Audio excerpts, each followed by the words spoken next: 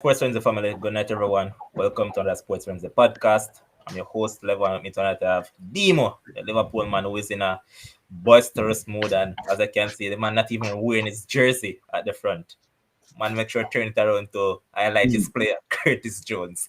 mm, But boy, what a day it was in Champions League, man. I saw a lot of Champions League action that, man, it was a day to remember. For the betters, it wasn't a day for them because Real Madrid were shot by the Sheriff.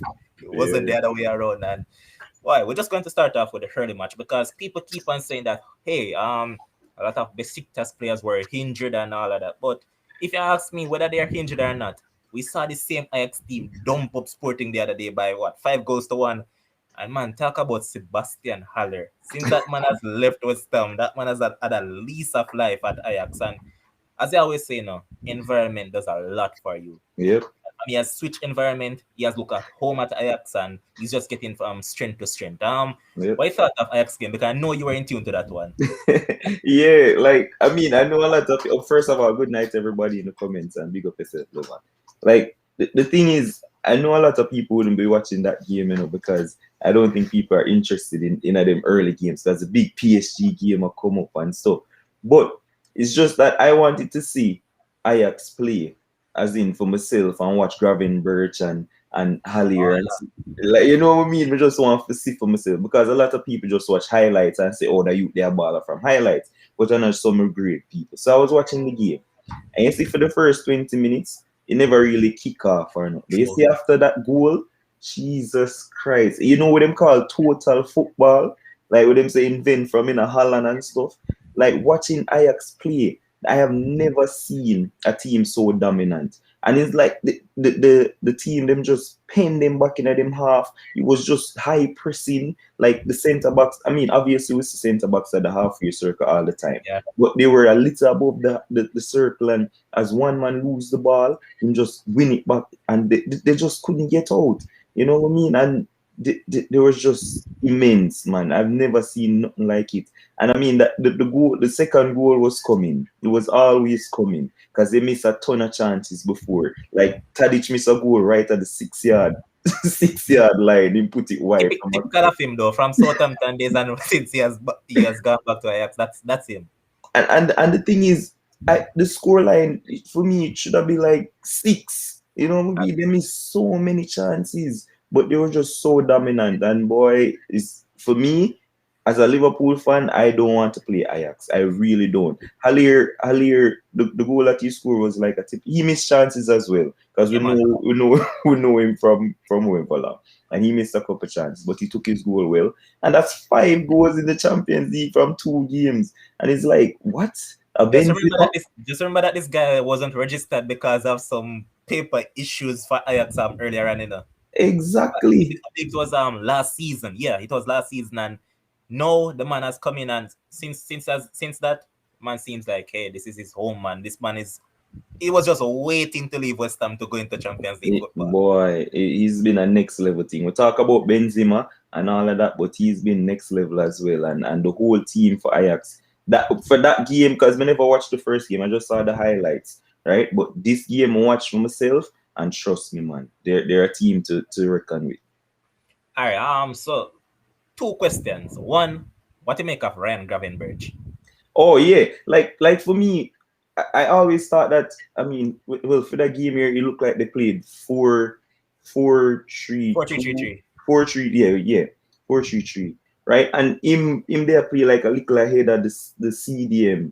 I mean, like I thought he was a CDM, like, but for the game though, him Box just to seemed like box. a box exactly, like a box to box. He was just leading the press and in the middle, and he missed a couple goals as well. But he's very impressive. He's a monster. He remind me, and people, I'm not saying he's Yaya Toure, but he reminds me of Yaya Toure, but just less lazy. Trust me. The It's a man is a physical specimen. monster. Yes, man, he's a monster, man. And the next question, before I move on to it, big up to Owen, Fabi Freno, Jermaine. Big up on yourself, man, in the comment section.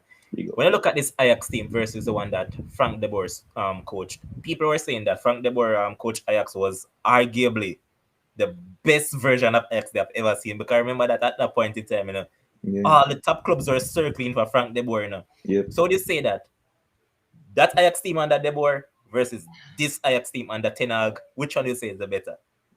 Yo, that's tough, boss. Man, we have a good think about that. That the Ajax team that they have the De Jong and the Lit and all of those guys. That tough. Man, I can't pick right now. You have to give me some time to think about it. I cannot pick. That is tough. That But is tough. look at it from an next standpoint, because as I said, we have become accustomed to Ajax playing total football. Now, could it be said that no matter whichever coach that comes into their setup, they know for a fact that it's this way or you're System. out the door. Yeah, the So system. could it be said that it's because of the system that is played why these coaches look so good, and it's not necessarily based on what the coach himself does? Yeah, I agree. And I think it's probably like a Netherlands thing. Is Yeah, it? man, Cruyff. They call Yeah, Cruyff. exactly. So it feed down to them, and I guess whatever coach come, it's that way. You know what I mean? So So again, yeah, producer. It's coming from the 1970s, total football. So as a producer is saying that it's coming from the 1970s, them time they were not born for, we're not dream for born it. But yeah, we look at it now. Ajax, they have won both their games so far, and they're top of their league, their group. You can basically say they're into the next round, because none of these teams in the group will actually get the best of them. So that's a good thing for Ajax. And one thing that I realize is them is that it's a team that once they get one, they think that they can get the second, the third, the fourth, and the fifth. They don't sit back any at all, facts. because of how they set up with the total football mentality. They're going to keep on coming at you. So it's just for you to either stave off whatever flurry of attack they have, or Yeah, you just succumb to it as Sporting did. And as I said, Besiktas could have easily gotten at least 10 today. sit in. Facts. Yes, friend is saying that, bro, it's a philosophy. Coaches coming in can only tweak, but don't change. That's the truth. Yeah, man, I agree. Next up was a lackadaisical match in which Inter Milan took on Shakhtar Donetsk in Ukraine. Both teams were yet to get a point. Shakhtar were shot by the Sheriff, and Inter, they got a hot Bob Marley from Real Madrid the other day. So both teams are going to this game desperately in need of the points. Both of them hadn't scored to date, and guess what? This game ended in a stalemate, ended 0-0.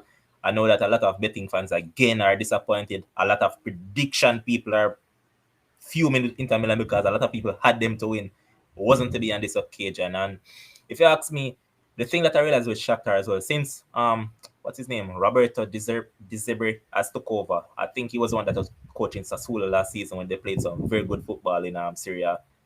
They have started to play some better football, but guess what?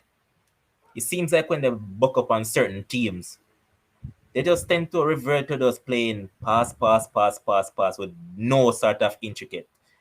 And the thing is that, as people keep on saying, they're filled with a lot of Brazilians. This is one thing that they can count on, that you'll see Brazilians. Because today, I believe they had like 6 Brazilians in the starting 11, and then like at least 3 to 4 others on the bench. Inter Milan, then, under this coach, they have played attacking football. But again, when it matters most, it seems like they just gone to bed. And if you ask me, this was a snore fest. What you make of it, Demo? Well, unlike you, I can't watch every match in the bar. So this was one of the games I had to watch the highlights. And I mean, it's not going to be a snooze fest if I'm watching the highlights, obviously. But from what I was seeing from it is like, you know, I can see why they Inter Milan they haven't been scoring.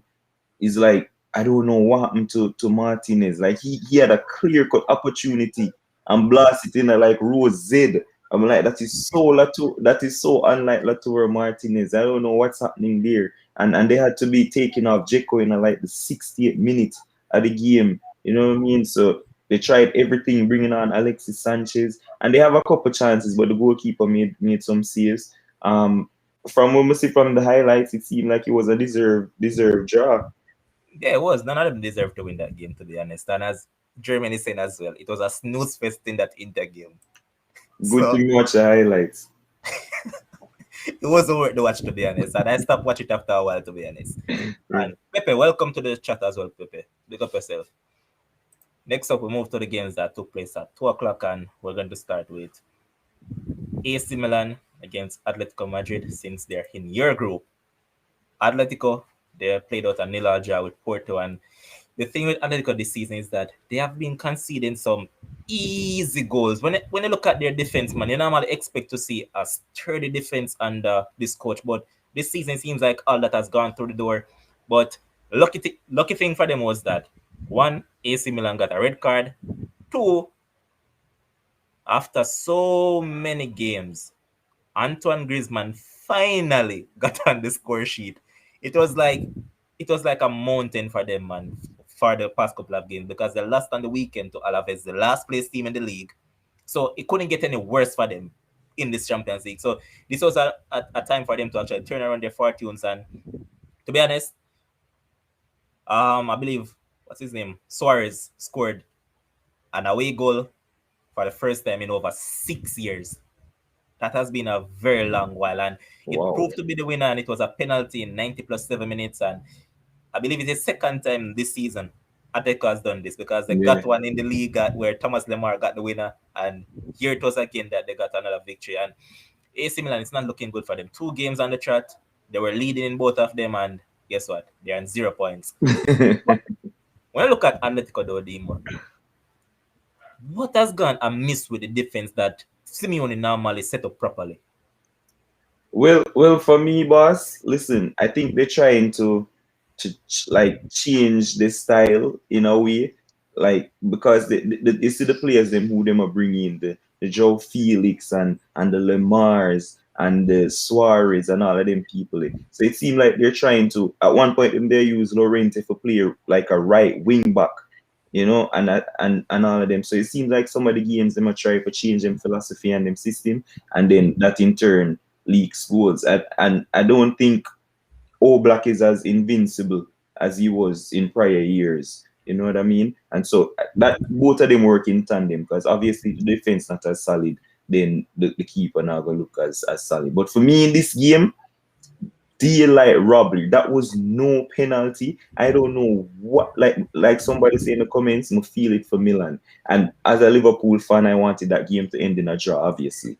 But that was no penalty. Like the man attacked for the ball bounced up and lit the man on him hand. So and they gave a penalty for that. Suarez almost missed it himself. I mean, maybe weighing on the mind him to score a wee goal in so long. But he tried to do the Panenka and he never catch it good. And obviously, he went the wrong way and they got the winner. But I really felt it for Milan. I don't think that they deserve to lose that game.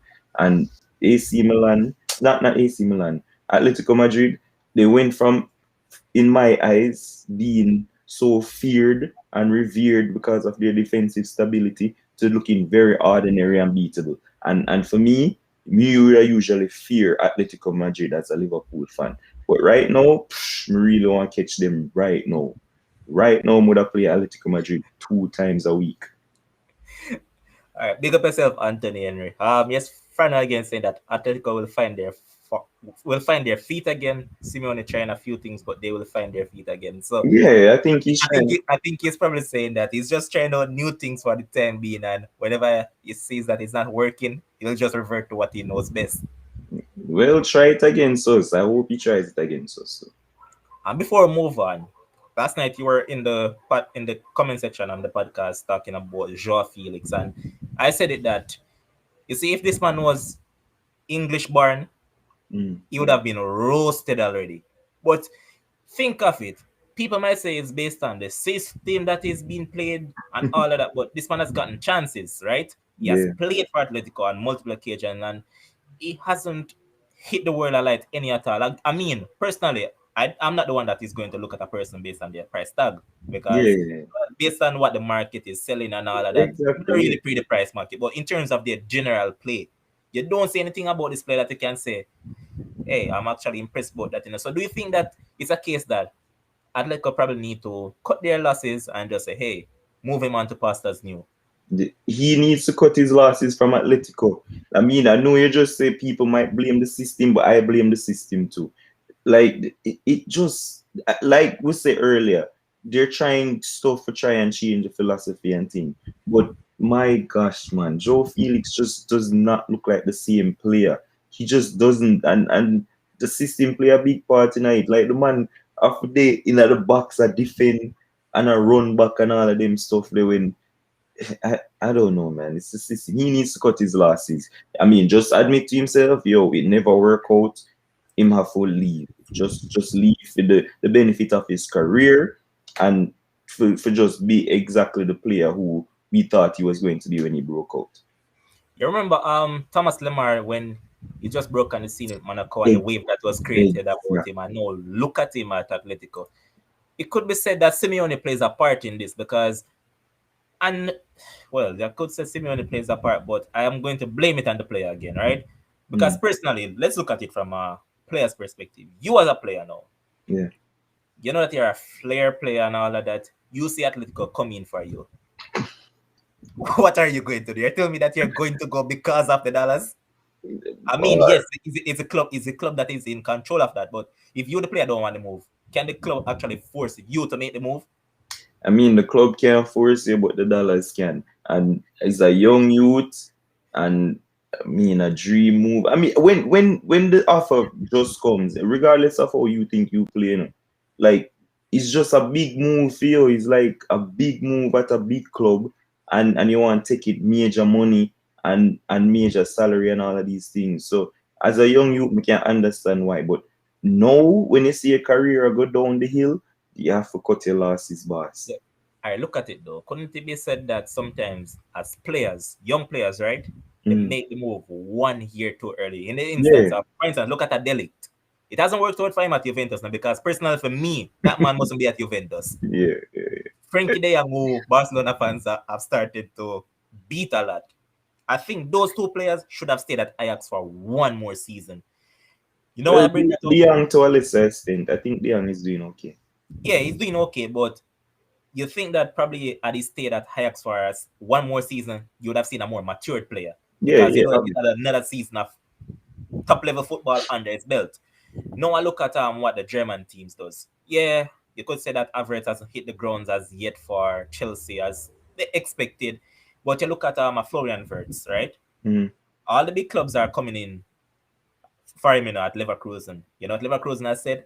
He'll stay here for at least 2 more seasons. No matter what money offer comes in, he's going to stay here for 2 more seasons and develop. Although as you said, when the money comes up, different ball game. yeah, But what I like is that when you're a player, especially a free player, just as a young player, just calm down, man. Because again, otherwise some injury and all of that, once you're being played often, in which these clubs tend to give players chances, no matter if them are form for a while, they're mm, gonna get the opportunity. So at least stay there for one more season and develop yourself. yeah, yeah, yeah. Facts, facts. I agree. I agree. I mean, it's not always green on the other side. Like, I mean, Coutinho find out himself. So, Yeah, true. And here's Fran again saying that these go because they're getting the money. It could never be to build on their flair they have. nah, Felix should have never gone to Madrid, and I agree with that. souped up No, City. no, let's move on and look at. I'm just going to leave your match now. I was going to go to it, but let's just wait a little bit more. We now look at Dortmund taking on Sporting, and Dortmund were without their most influential player in Erling Haaland. For the past 2 games, they have been without him because of injury. So the line was led by Daniel Malen today, and finally, he actually got on the score sheet. And I'm sure that some weight has been lifted off his shoulders because you know that to replace Erling Haaland is no mean feat, and the goal scoring burden was on your shoulders. Finally, they got a 1-0 victory after Vardis allowed at least 2 to 3 goals for them. Sporting on the other hand, boy, Sporting without the Portuguese maestro that is down injured as well, just look out of sorts, both in the league and in Champions League as well. Mm. In terms of Dortmund, do you think that they have the wherewithal to actually can be a team to make it to at least the semi-final thereabouts this season? No. I mean, I didn't watch this game, so I'm just taking what you was just say for analyze game. But seeing Dortmund No, looking overall overall, again yeah, the yeah, squad that they have. yeah. Overall, no. Obviously, I'm not the biggest Haaland fan because I don't think he's involved enough in games. But Dortmund for me, they're just that team who they get a little hype for a while, and then they just water down. They can't seem to maintain a level of consistency, and they concede a lot of goals. I don't know when they're gonna fix that defensive stability, but they try to outscore people all the time, and it's not going to work all the time. But True. they concede too many goals. And I mean, obviously Bellingham is doing well there, and he's going Yeah, I to be was just going to point him out that man has gone from strength to strength, and I'm here thinking that mm, is Gareth Southgate going to persist with Mason Mount in that midfield, or is going to actually give an opportunity to Jude Bellingham? Because you know that even when Alan is actually scoring, that has mm, been the man for yeah, Borussia Dortmund on multiple occasions, because it's either he's scoring, I assisting, assist, yeah, or even make some very good build-up play. And mm, when you look at this player, you said, hey, this man can't be the age that he is, you know. This man yeah, plays beyond. It's just like how we talk about Gravenberch. mm-hmm, Gravenberch is a man that plays beyond these years. But yep, look at Jude Bellingham, boy. You see a man look like he's been playing club football for at least 6, 7 years now, and you have to just take note of talents when you actually see good talents. And this man is a yeah. big talent. Yeah, man, the man rise is amazing. I cannot believe how the man a play right now for that man. I mean, obviously he's going to flourish in such an attacking team.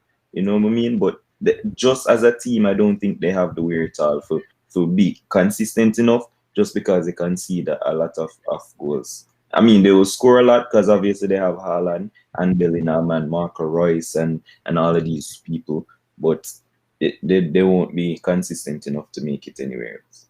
True, and you know what's the other issue for them? Whenever they have a top talent within a 2 3 seasons, immediately that person is sold.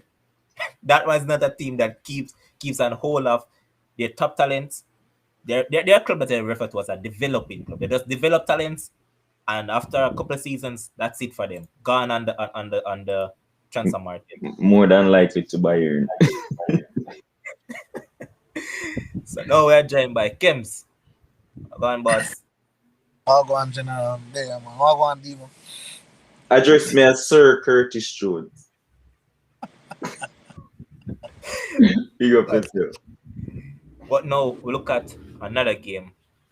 We see RB Leipzig suffering another loss to Club Brugge, and Club Brugge is a team that has been naggingly good this season. They got a point against PSG, and they beat Leipzig by 2 goals to 1. Now, immediately I'm going to put that one to you, Kems, because we're here saying that, hey, look at what Club Brugge did with PSG, and we saw that Leipzig scored 3 against City. Now you look at it, and could you say that Club Brugge is probably the team that can cause a little bit of problem in this group? Well, what I'll say about Club Brugge, because I remember before they played PSG, they pick up a big fat 6. So everyone was like, yes, PSG probably gonna give them 8, and then them draw with PSG, and I say, all right, then probably that's just a one-time thing. They won't do it again. But it looked like, I want to say, Leipzig. It looked like Leipzig.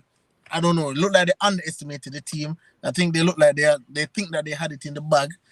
Based on, but Club Brugge has really turned it around. It coming like that embarrassment just propel them to a different kind of height, because they weren't even playing good football up until that point. But it looked True. like when they played PSG, though, and they see that you just need a little result like that to just give you a little bit of life, make you feel like so you can do it. So them draw with one of the best teams in the world. So they're running up against Leipzig now. They feel like we must can beat them. But with Leipzig scoring 3 against City and only scoring 1 against Club Brugge, something alright, something alright. So I don't know what's going on, but Leipzig is always a team that is going to concede. One of them Dortmund, where we always concede. But True. hats off to Club Brugge. True. Dima, have you seen the youngster Charles Beketila Lahir? Who? The only person I know on the team there, Simon Minile, boss. Like, why? Us, man, you're a man that follows youth football. I need to know these players No, because they no. actually have him as. Let me tell you what they refer to him as: the man to take over the midfield from Kevin De Bruyne. That's what they refer Oh, to him as, because he's that good. And oh yeah. you know who I've He been played impressed by? today? Yeah, man, he Okay. assisted one of the goals. But you know who I'm actually impressed by? This guy, his name is Noah Lang. I know him from Ajax days, and he was a standout player against PSG, and today again he was a standout. And the thing with these clubs again is that they give chances to youth, and it's Mm-hmm. also an avenue for Jamaica football as well, because over the years, well, not really over the years, since of recent history, we have heard even Craig Butler and others saying that when you look at Belgium as a country, it is a headway for players who are playing locally to actually get into Europe. So these clubs are like clubs that you take as a stepping stone to get to the bigger levels. So Noah Lang is a youngster, wasn't getting enough game time at Ajax, went over there, and now he's starting to bear fruit. And these are what I actually love to see. Once you're not getting enough game time at clubs, stick out for a move. Just a change of environment will make it better for you. And I'm happy to see him actually doing better now. Next up, we're going to look at which one should I start with? As I put in the caption, Tiraspol showed Real Madrid who the real sheriff is in town. And so far, Sheriff has gotten 2 wins. When they beat Shakhtar, people are saying that, hey, probably just was a half day for Shakhtar because Shakhtar dominated that game. Now they come up against Real Madrid, and the guy that scored the winner, Phil, that man actually has a tattoo of the Champions League, looking at the Champions League trophy, So that's how big these guys are dreaming. And I saw they were trolling Florentino Perez, where he's saying that some of these games in Champions League, you don't have to watch them. They're trolling by saying that, hey, the man just qualified for Champions League now. First, a Moldovan team ever reached this stage of the Champions League. Now they come at your home and beat you. So egg all over your face. But on a more serious note, well, look at this game now, Demo. What do you take away from it? Real Madrid were that awful, or Sheriff was that good? No, no, no, no. Listen, no, I don't want anybody to come and make this seem like Real Madrid were just awful. Sheriff were excellent on the day, boss. And after the first game that they played, I started to take note of the team. And I think when you guys were doing the prediction, I was in the comments. And I was just saying that they were gonna score because a lot of people expect some 5-0 and stuff like that. When I go around the Facebook pages and stuff. But I knew that this team was gonna score. I thought they were gonna lose because of the form of Benzema and obviously the right-footed Pepe, well, Vinicius Jr. or whatever his name. But I thought they were going to lose the game, but I knew that they were going to score. They were excellent on the night, boss. Like, it's not no fluke. The guy, them knocked the ball like any top club. And I know that there's 8 teams in the Moldovan league, and they're third in that league that they're in right now. And them are knock the ball like any top club. And they're playing against, like, them could have just easily be starstruck playing against Real Madrid. And that goal for win the game was a banger, like contender for goal of the season.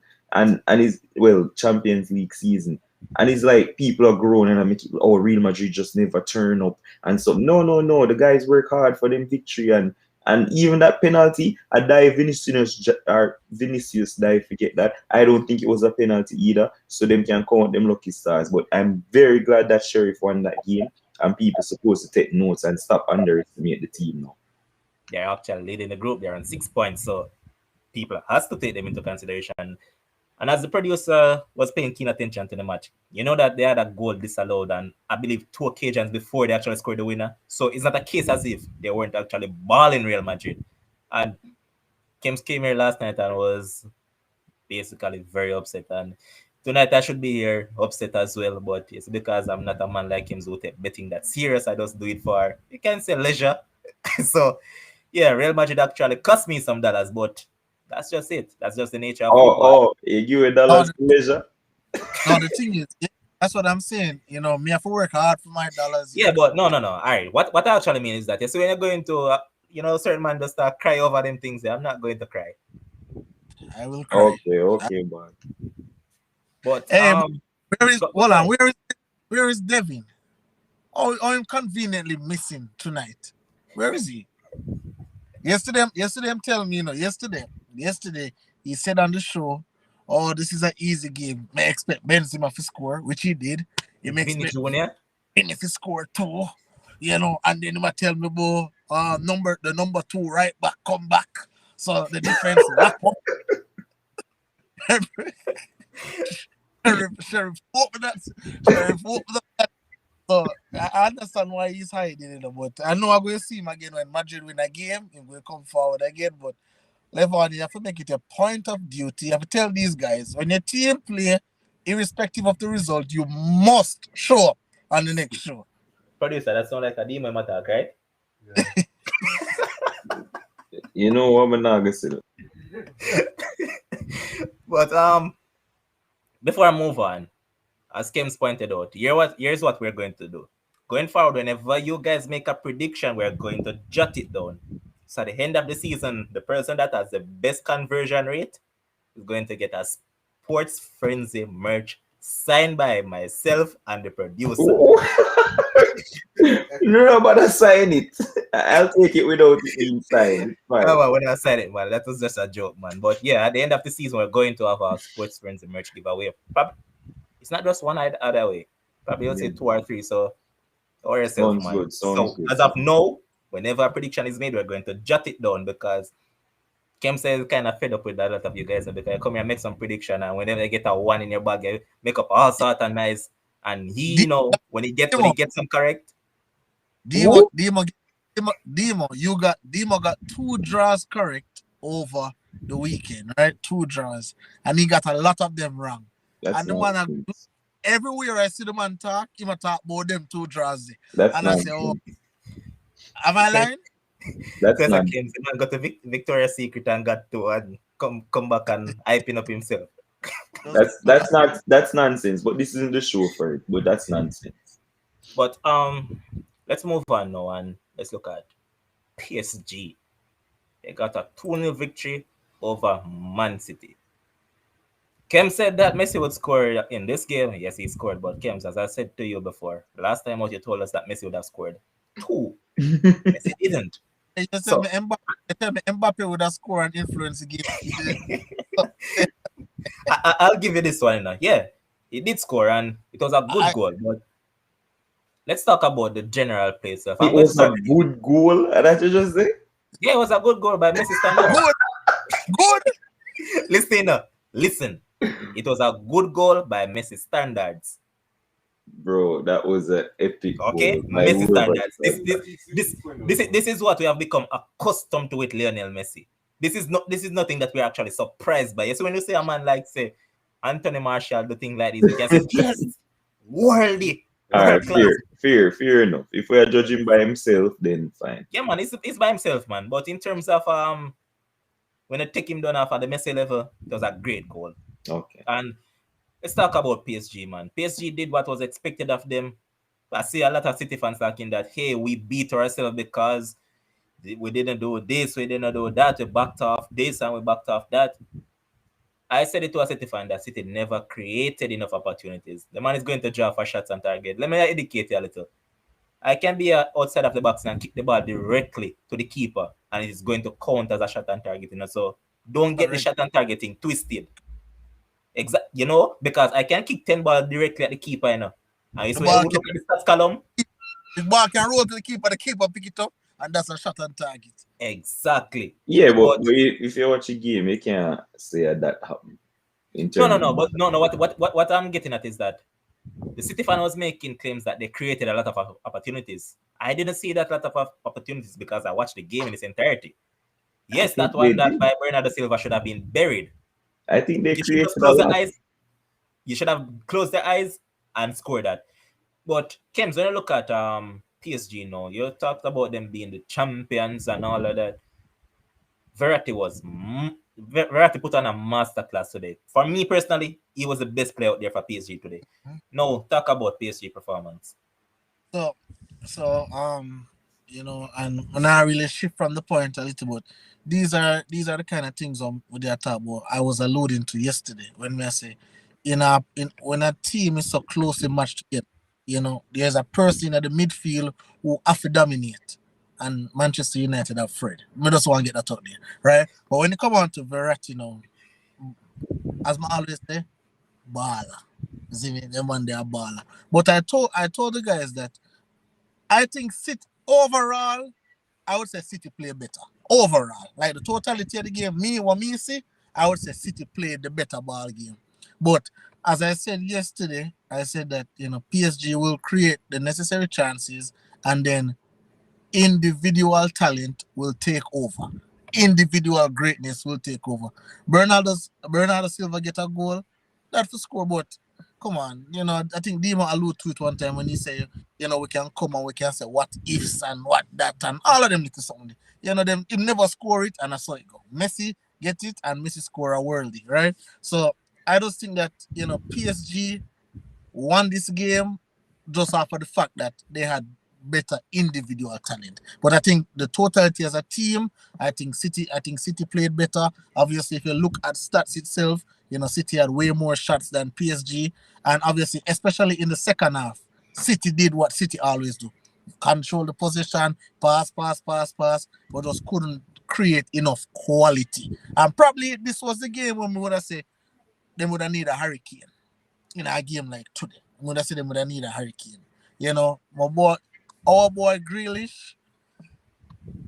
I don't know. Never looked too spectacular for me today. I might be wrong, or I might have a different opinion, but he never really looked too spectacular for But me. you know that I'm not going to really beat him as much as I was OSC has beaten him because for me personally, I thought he was decent in the first half. Mm-hmm.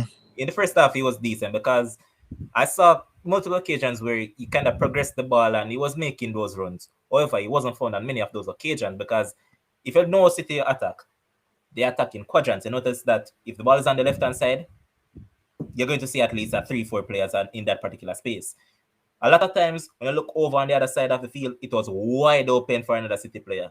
They never make the switch, and a couple of occasions, well, it's once a while they normally see it. I remember, I think it was I don't want to be mistaken, but I believe it was Cancelo who played the ball over to Mahrez when Mahrez was free on the right hand side, and Mahrez could have put in a better square and he didn't. And yeah, it's just little things like those kind of low games to be decided, and City just lacked that cutting edge, as I said. Mm-hmm. Yep. But going forward, do you think that they'll still make it out of the group? Because as it stands, it's PSG on 4 points, Club Brugge on 4 points, City on 3, and Leipzig on 0. So If next who up, if who will City, make it up? Who are Man you City. asking? Man City. You. No, you're asking if Man City will make it out the group. Come on, yeah. All right, no, come on. Let's do not run too much joke right now. Next time, obviously try us to them, man. Come on, like Man City must go, must. It's just if them are coming first or second. That is it. Yes, You know, it's just a matter of which position. yeah. Club Brugge, look like them are gonna go play some Europa football, but come on, no man. When you come on to quality and class, Club Brugge have to go all a seat. Yeah, them do good against PSG, but come on. All Let's not right, get it. boss. All right, boss. All right, and the final game of today we saw Liverpool doing what Liverpool normally does whenever they see Porto, because I believe it is what 3 games in a row that they have played against Porto and they have smashed Porto for what? I believe they have scored over 14 goals and have conceded what? Either one or two. So it wasn't a surprising result. It was just a matter of how much Porto was going to get. No, it's all over to this man because this man come tonight instead of having his jersey with showing the Liverpool badge, you just see the big Jones 17. Go ahead, man. Listen, tonight is all about a little class. Normally, I come with Romar beer, a little class tonight with my wine glass. All right, because you see, when time mention certain things to people, about 3 years ago, I mentioned this young man, Curtis Jones Jr., as the next big thing for come out of Liverpool Academy following Trent Alexander-Arnold. A lot of people, them don't know who may talk about and da. Phil Foden this, Mason Greenwood that, blah blah blah. Curtis Jones, like first of all, I was very livid with the lineup that Klopp put out today. Simicas, I don't know what the man have to do to get a game over Robertson. We win the game 5-1, fine, whatever. But we have Manchester City for play over the weekend.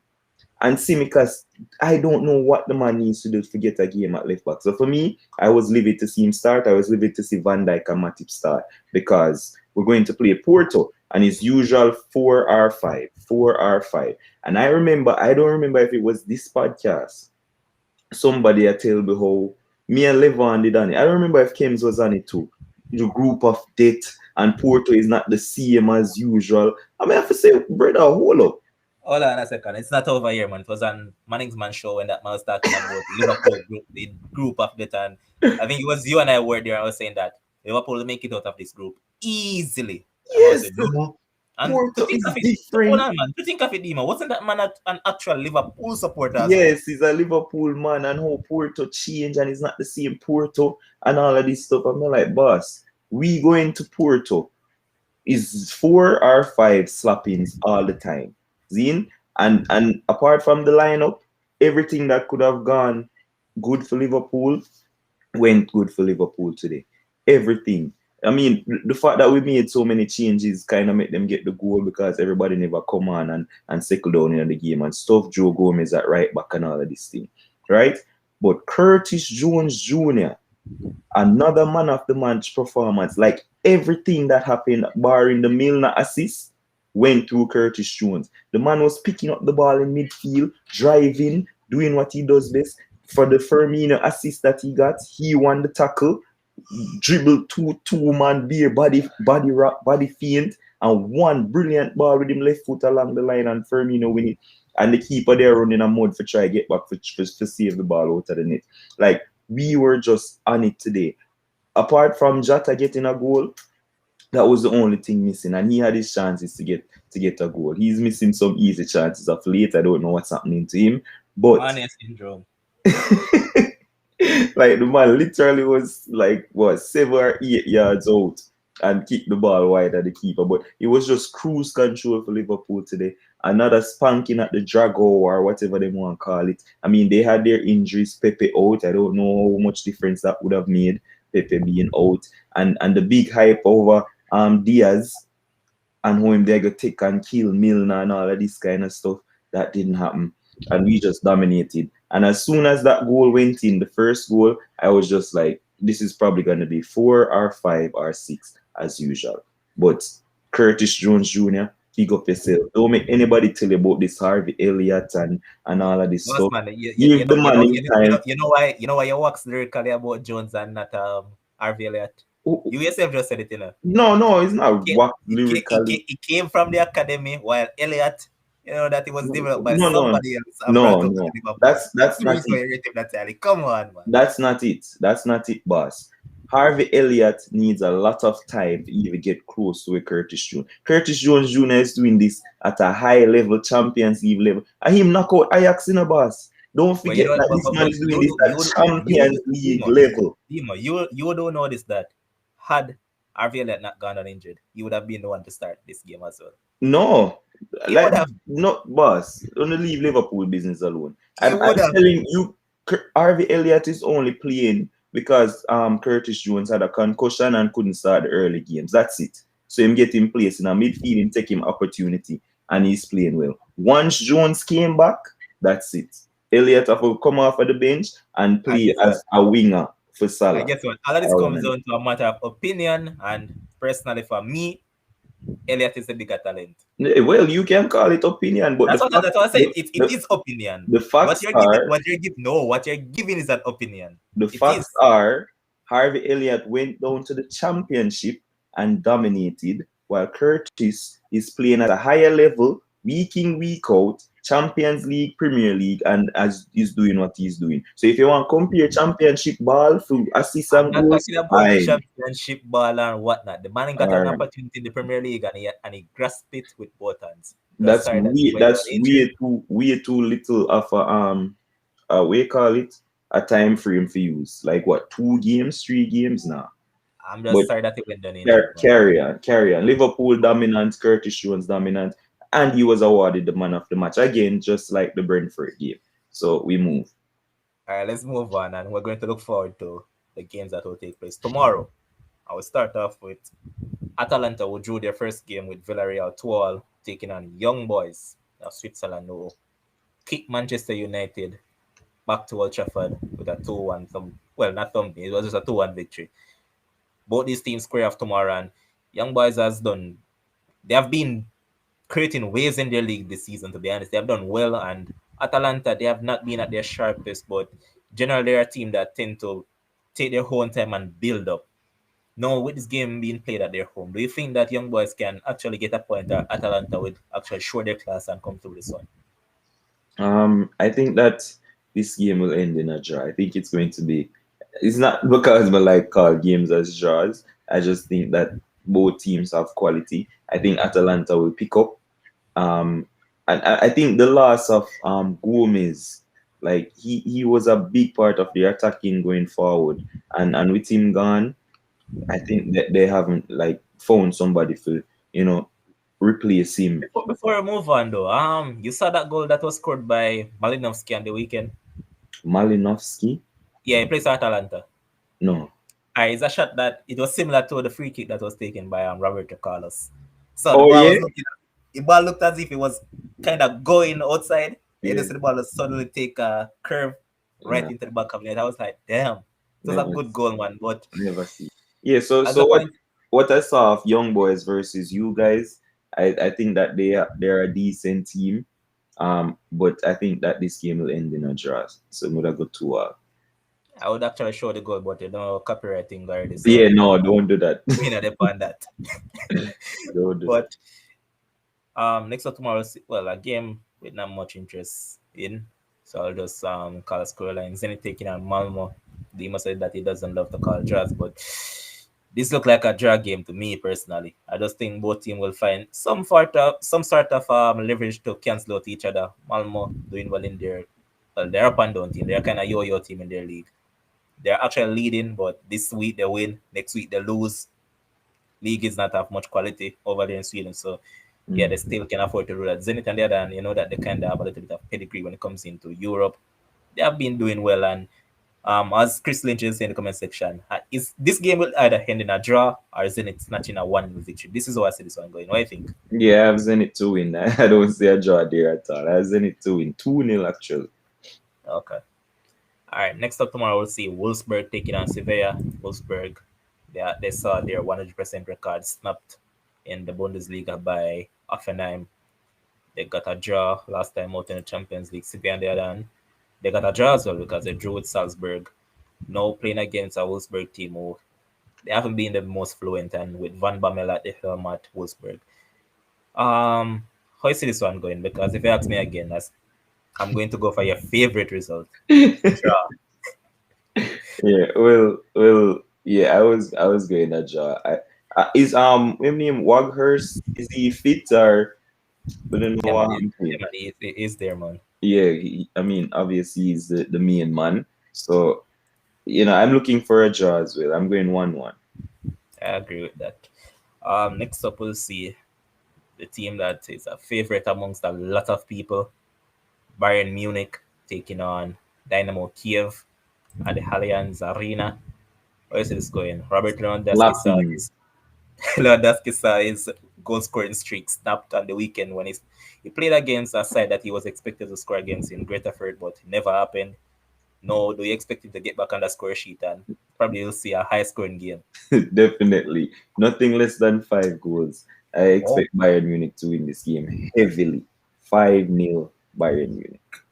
and I know that he and Chris Lynch don't normally agree, but here's Chris Lynch in the comment section saying that Bayern will type nil. What do you say? Definitely. I think that will be an easy victory. I think that Kiev can cause Bayern a little bit of trouble. No, that's easy for Bayern. Yes, easy pickings. All right, boss. Um, Also tomorrow we'll see Salzburg taking on Lille, and again both teams drew their game before. And the other thing that I'm actually impressed by with Lille this season is that they're finally start to give my boy some chances, man.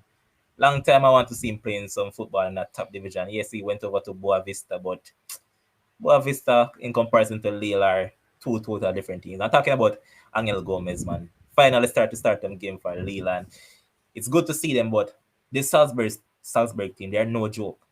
Just like how we wax lyrically about Ajax and those teams, this is not a team that they build youths. Yep. That is what they're known for. And yes, they lost Jesse Marsh to Leipzig, and he hasn't really hit the ground running. But the coach that took over from him, it seems like it's just a seamless transition. That it seems like they don't skip a heartbeat with him. And Boy, they have a defensive mid. I needed to look out for this one as well. His name is Mohamed Kamara. Just watch him, man. That boy's going places, man. But in terms of prediction, I see this one going because for me personally, again, I see this as a draw. No, I'm not going for a draw. I think that Lille will have enough to win the game. I think that Lille just have more quality, and I think it's going to be a 2-1 to Lille. Christine said that stop it, Levan. D man, I agree a lot, especially when it's about the best team in England. I don't know about that. But next up tomorrow as well, we'll see Juventus taking on Chelsea. Juventus are without a lot of players, and they haven't looked the Juventus of this season. And personally, for me, this is something that I don't like. You see, when a coach leave a club, I don't like when he goes back there because whatever I achieved with them before, a lot of times it tend not to work out. Otherwise, some Mourinho would just want to leave back with Chelsea. Yeah, he can give him a foot because that's Mourinho and his type of football can win your leagues. However, since Allegri has gone back, he said that there's a lot of mess to clean up, but boy, it seems like he'll be going around doing a lot of gardening for a long while. You don't think him get Dybala playing better? Dybala is down injured. Oh yeah.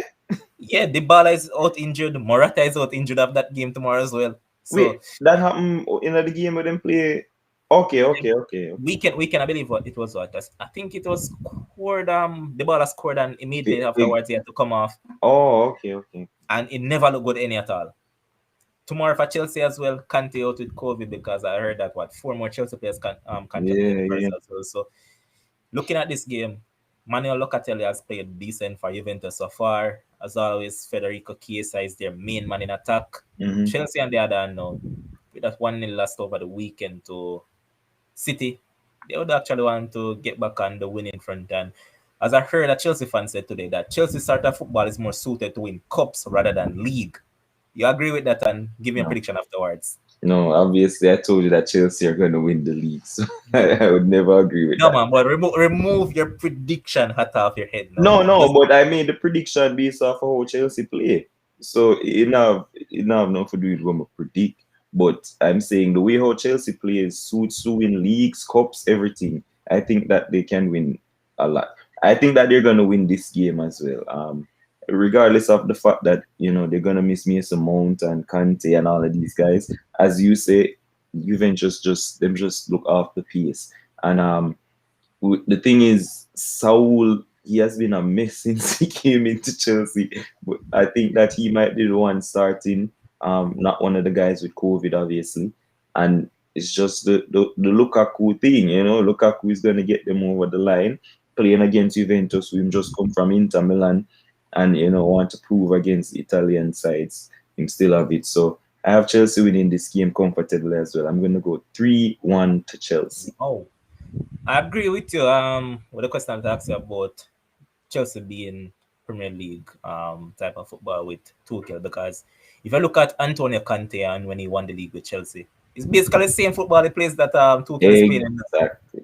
So if you have that defensive stability, but my problem with 3 at the back is that it kind of takes away from the midfield itself, because you know that when you play 3 at the back, you have to leave out a midfielder. So you know that those players that are playing the forward line, they have to be clicking. And if they're not clicking, that is where the problem is going to come. And that is what Chelsea found themselves in on a couple of occasions, where the forward line is not clicking. And because of that, they're unable to get the desired result that they actually want. So that's the thing when it comes down to 3 at the back. Again, I'm not a personal favorite of it because I dislike that formation. Yeah. And it actually makes centre backs look greater than they actually are. Because they have a lot more protection, but it is what it is. That's a Ben White. Not just Ben White, but the hype where Rudiger get and all of this thing is playing. Leave Rudiger alone, man. Monster. A 3 at the back system. All right. Now look at Benfica taking on Barcelona. Both teams need a victory. Benfica drew their game. Barca on the other hand pick up a 3-0 whopping from Bayern. They got a 3-0 victory over the weekend as well. Hansu Fati back playing the number 10, and they said this is where it all starts. The man to replace Messi. And to be honest, they never looked that bad on the weekend, but it's another team that I dislike because I think they play awful football. But Benfica, on the other hand, they have been red hot form in their league. They're leading the league table, and they're looking to get a victory tomorrow. It's at home, so you actually think that they want to get this one. And Barca defensively, That's what I boy, was gonna say too. headache. So looking at that, how you think this one will go tomorrow? Yeah, so the fatty factor is a big factor for me too, and I think that he is going to do well in the game, but I just think Barcelona concedes too many goals. The defense is in shambles. I mean, the whole club is in shambles, but defensively they're not it. The Eric Garcia thing, like I don't know how this man makes Spain team. There's a reason why Manchester City run him, but anyway, it's just not it, man. And PK is like 55 and it's just not working out. But I think I think that they're going to lose the game. I think it's going to end 2-1 and Barcelona will be on the losing side. That's my disrespect. And Cinnamon cut off the facial hair does suggest that hey, actually this game can go. But I think the Benfica forward, especially Yaremchuk, will have a field day because he has been red at farm. Remember when he plays for Ukraine, actually scored some Yeah, yeah. beauty as well. So he's in red at farm right now. So anything possible. And personally for me, I wouldn't mind that Barca get walk up tomorrow now. Because any team that busts my tickets, I dislike it for life, man. But with the final game of the midweek, the Champions League week, we'll see Man United taking on Villarreal. Ole under some pressure from fans, not the club. And generally, it's something that you have been accustomed to is that whenever this man tend to be under pressure, you see Man United playing like the Man United of 1999 of 2008 and all those side Yeah. prime United. And some quick facts about United and some of their players. Christie has scored 13 goals in 14 appearances against Villarreal, so it's an opponent that he actually likes. Um, United against Villarreal, majority of the time this game has been played, it has ended in a draw. Unai Emery ended and man says there's nothing to fear about United, so he's coming for the win and nothing less than a win tomorrow. Wow. My issue with this leading up to the game is that you have this man, his name is Ole Gunnar Solskjaer. This man talking up Fred and McTominay like they're prime, I could say Xavi, Iniesta, Skulls, Gerrard, Lampard, all combined together. Man says Wow. they were good in tandem when it's clear as daylight that these two men are an accident waiting to happen. Fred is this man that just run around like a headless foal and it won't get any better. And to just see this man keep on, well, I mean, personally for me, I don't like when coaches come out in the media and criticize players. Yeah. However, if you're going to come and talk foolishness, it seems like you're mocking us as fans. Mm. And that I find as a disrespect. So I hear this man in his press conference talking about Fred like Fred is the best thing since sliced bread. Boss man, Fred at best should be playing for Norwich. Norwich is even too good of a club for him to play. Fred should be playing for a team like probably Barnsley, Lincoln, or those sort of teams. Um, with that being said, Villarreal they have been unbeaten all season long. I have no trust in this coach, none whatsoever. But as I said, yes, whenever this man back is against the wall, United always turn up and play good football. So I personally wouldn't be surprised if they come out tomorrow and beat Villarreal and probably beat them badly as well. I wouldn't be surprised. But otherwise, I'm not looking at it from the other end. Do you think that Villarreal can probably add a little dent to him as well, Dimo, cause another upset again? Yeah, so the thing is, this is what always revenge for the final the other day. Obviously he has a lot more quality now with the arrival of Cristiano Ronaldo, and for me, the factor there is major in things. I know that you guys lost Aston Villa with him playing and stuff, but Cristiano Ronaldo thrives in the Champions League. This is his competition, and regardless of Ole, I don't think that the Ole tax will be enough for them to lose the game coming tomorrow. I As think well, that let's look at this man. This is what Ole Gunnar Solskjaer at United doing. You see that? for Bruh. that Gucci. Yeah, but I think that you guys will comfortably actually. I think that is going to be a 3-1 game. I think Villarreal might even score first, but it's just going to be too much quality. The Ronaldos and the Brunos and the Pogbas and all of this is just going to be too much quality. And as much as I hate to say it, I think you're going to win comfortably. Okay, on that note, this is where we're going to wrap up Champions League. No, is there any particular topic that is twitching your brain that you'd love to talk about? No, I mean, I know that the Jamaica game is coming up soon. Obviously for Lot Jamaica. of players out. Exactly. Whole lot. That's just kind of worrying for me in terms of players coming in and a lot of people asking back for Nico Brick for come and get a chance because he's been on fire. And it's just a lot going on for Jamaica and for top of a pick at a team, and it's going to be rough. So we need to get back Andre Gray. We need to go back for Jamal Lowe now with Corey Burke out and Shaman Nicholson isn't out as well.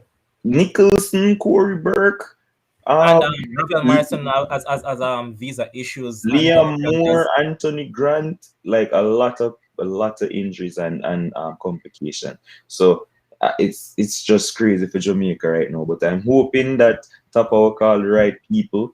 Like I said, the Andre Grays for coming for Burke or Nicholson and Jamal Lowe, no Leon Bailey as well. No, Ethan Pinnock is kind of if touch and go. exactly. So we'll see. So hopefully, I know hoping that for a lot the of people waiting to see that combination because a lot of fans actually want to see Damian Lowe with Ethan Pinnock instead of Liam Moore and Damian Lowe. So yeah, I it's want good to to see see all both of them three. there. Yes, three at the back. Yeah, man, I want to see all three, man. Because Damien Lowe is our best centre back, and Liam Moore is just a good player as well. But we're going to have a discussion on that probably sometime next week because there's a lot of topic to divulge. So Yeah. as we go forward, we'll get more into that. Just want to end this by saying thanks to all our viewers. And remember, guys, just keep on liking the videos, subscribe to the channel, and most importantly, just keep sharing, sharing, sharing. So, because the more you share, the more subscribers we'll gain. So, guys, just keep on doing the right thing. And thanks to our producer, Josh Carl, who makes this possible. Thanks to Kim, who was here a little bit earlier on. Yeah. Thanks to Demo, Big up. who was here throughout the night. And as I said, thanks to you, the commenters. As always, there's a lot of football going on tomorrow. Ensure that you guys go and watch some football. Until then, peace out, stay safe, enjoy the rest of your night.